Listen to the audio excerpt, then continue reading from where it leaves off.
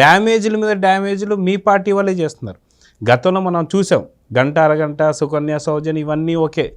ఇప్పుడు దువ్వాడ శ్రీనివాస్ చూసుకుంటే సొంత భార్య పైన పిల్లల పైన హత్యాయత్నం చేస్తున్నారని చెప్పి కేసు పెట్టిన ఎలా చూస్తారు? ఒక డాన్సర్తో తను ఉండడాన్ని ఎలా చూస్తారు? ఇది మీ పార్టీ సమర్థిస్తుందా? యాజ్ ఎమ్మెల్సీగా తను పెట్టుకున్నారుగా, ఏమవుతుంది?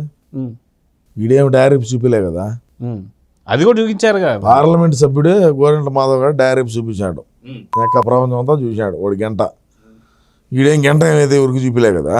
నీకు వచ్చిన బాధ ఏంది ఇప్పుడు? అంటే భార్య అవునయ్యా, ఏం బ్రహ్మాండంగా ఉంటారు, చేసుకుంటారు. ఒకటిగా అంటే 10 మందిని పెట్టుకుంటాడు. వాడికి అంత బాగుండదు, వాడి దగ్గర అంత డబ్బులు ఉన్నాయి, మింగేసిన డబ్బులు కదా, ప్రజల సొమ్ము కదా. నువ్వు కష్టపడి పని చేస్తే నీ పెళ్ళాము, నీ బెడ్లు, నీ రూమ్ రెంట్లు, నువ్వు కరెంట్ ఛార్జీలు నీకు తెలుస్తాయి.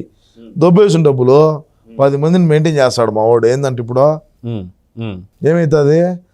అదే గతంలో ఒక అంశం మీరు బాగా ఆలోచన చేయండి జగన్ గారు. గతంలో ఎన్నికల సమయంలో ప్రతి ఒక్క శాసనసభ్యుడు, ప్రతి ఒక్క మంత్రి, ఎమ్మెల్సీలు, సాక్షాత్తు జగన్ అన్న కూడా పవన్ కళ్యాణ్ గారి పెళ్ళిళ్ళ గురించి మాట్లాడినారు. చేస్తారును. మరి ఈరోజు ఈ మొండగడ మాట్లాడినాడు. ఈడు దువ్వాడ శ్రీనివాస డెకాయిట్ గాడు, ఈడు ఒక బతుకు, ఈడు చెత్త తుఫాను కూర్చొని తుడుచుకొని పోయేటువంటి అవులేగాడు, ఈడుగాడా మాట్లాడినాడు పవన్ కళ్యాణ్ గారిని. ఈడు బతికెంత, ఈడి స్థాయి ఏంది, ఈడేంది? పవన్ కళ్యాణ్ గారు 1 గంట షూట్ చేసుకుంటే కోటాను రూపాయలు లెక్క వచ్చాయి ఆయనకు. అర్థమైందా? అటువంటి ఆయన్ను కూడా ఈయన కొడుకు దగ్గరగా మాట్లాడాల్సి వచ్చింది పవన్ కళ్యాణ్ గారు. మరి ఈడు ఎవరు? దువ్వాడ శ్రీనివాసు ఒకదాన్ని డాన్సర్ని పెట్టుకొని పక్కలో వేసుకోమనుకోండి, రీల్స్ చేసుకుంటుంది ఆ అమ్మాయి. నేను చూసా ఈ మధ్య, రే ఫోన్లో ఉన్నది కదా, ఒక రీల్స్ చేసుకునేటువంటి ఒక వ్యక్తిని